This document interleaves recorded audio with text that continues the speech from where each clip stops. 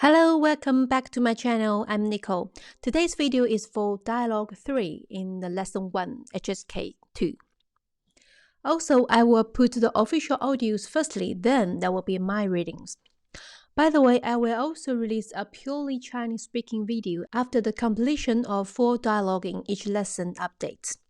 In these types of video, I will discuss some topics related to our daily life and incorporate the grammar content from the current lessons. I hope these types of vlogs will help you better understand how to use Chinese you learned in real-life situations. If you don't want to miss out on my latest content, don't forget to subscribe me and turn on the little bell. Okay, let's go to today's part. Text 3. 我们要不要买几个新的椅子？好啊，什么时候去买？明天下午怎么样？你明天几点能回来3点多。我们要不要买几个新的椅子？好啊，什么时候去买？明天下午怎么样？你明天几点能回来？3点多。我们要不要买几个新的椅子？好啊，什么时候去买？明天下午怎么样？你明天几点能回来？3点多。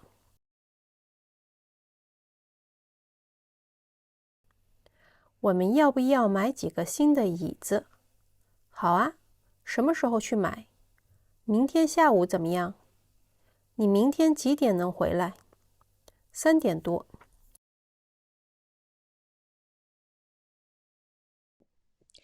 要不要 ？Need, no need。我们要不要买几个新的椅子 ？We need, no need, buy some new chair. If you have taken any of my one-on-one classes, you will be familiar with my translation approach.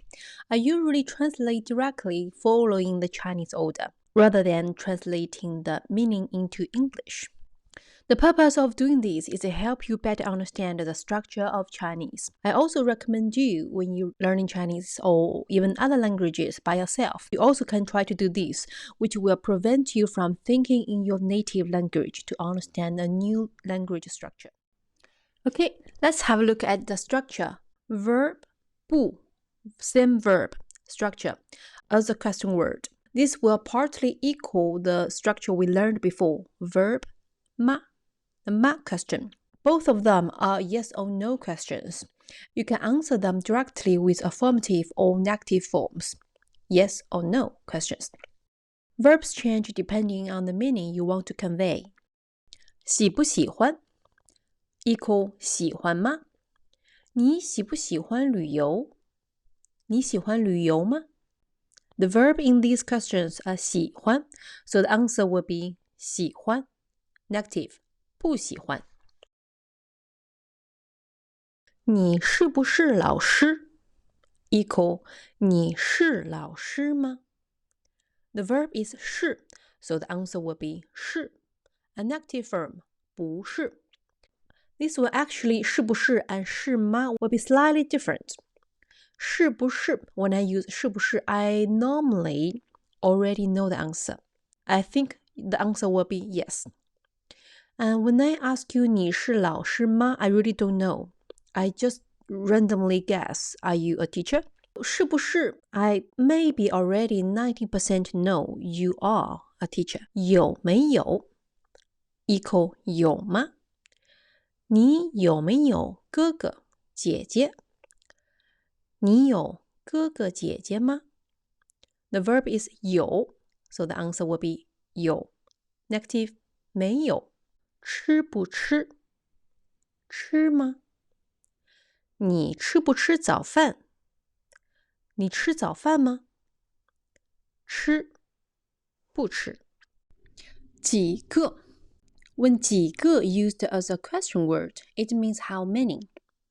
However, if 几个 is in a declarative sentence or a question with another question word, the meaning is some. This some normally less than 10. 新的椅子 In HSK1, we've already encountered the, connecting two nouns to indicate possession. Today, we are going to learn is using the to connect it adjectives and nouns. In English, we can say new chair directly. New, adjective, chair, noun. But in Chinese, most of the time, we need to use the to link adjectives and nouns. 新的椅子 the sometimes can be omitted. So 新的椅子 or 新椅子。好啊，好 is okay. Basically doesn't have any specific meaning. It's a particle, normally be used as a sentence at the end of a sentence or after another word. In different contexts, it can emphasize different tones. In Dialogue 2 and today's Dialogue 3, we all met 好啊. There are no significant difference in meaning between 好 and 好啊. But 好啊 is more kind of happy, with richer emotional nuances. On the other hand, 好 sounds very rigid, even a little bit unhappy or sometimes. When people answer you by 好,是,有, the feeling is like you even can imagine what the face been looking like, even like a robot. But if someone tell you 好啊,是啊, you will feel it's a happy face, it's a friendly face. 怎么样? This one is same as one of the words we learned on Dialogue 2. 吧. They all ask people's feeling, give people suggestion. How about? But they have some different. 吧 we mentioned before. When people say 吧 at the end of a sentence, they seems like ask for your opinion, but they don't accept you say no. They hope you say yes. But 怎么样? This one is really ask for your feeling, ask for your opinion. And you have a chance to negotiate. 回来. This is a vocabulary. Singularly 回 means back, a verb. 来 also a verb, come. In Dialogue 1, we learned a sentence. 9月去北京旅游最好. Now I have a question for you.